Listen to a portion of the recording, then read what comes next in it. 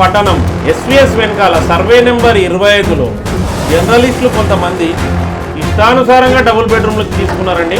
ప్రభుత్వ ఉద్యోగస్తులైనప్పటికీ వాళ్ళ పిల్లల పేరిట బీపీఎల్ కింద డబుల్ బెడ్రూమ్లు తీసుకున్నారండి.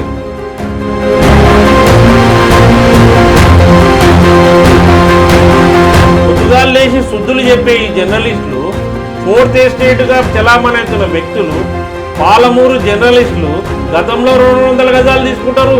మళ్ళా సొంత భవనాలు ఉన్నాయి, సొంత కార్లు ఉన్నాయి. దాదాపు 30 నుంచి 35 ఇళ్లలో ఎవరైతే ఈ ఎంపిక ప్రక్రియ చేసుకుని వాళ్ళు డబుల్ బెడ్రూమ్ తీసుకున్నారో వాళ్ళ డాటా మొత్తం సేకరించడం జరిగిందండి.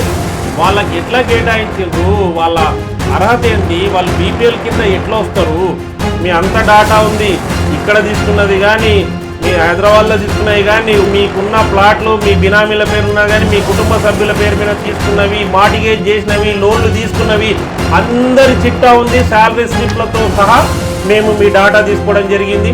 ఈ డాటానంతా మేము అతి త్వరలోనే రాష్ట్ర అత్యున్నత న్యాయస్థానం హైకోర్టును ఆశ్రయిస్తాం. ప్రజా ప్రయోజన వాద్యం దాఖలు చేస్తాం. మీ యొక్క డాటా ఈ యొక్క ఇంతమంది ప్రభుత్వ ఉద్యోగాలకు సంబంధించినటువంటి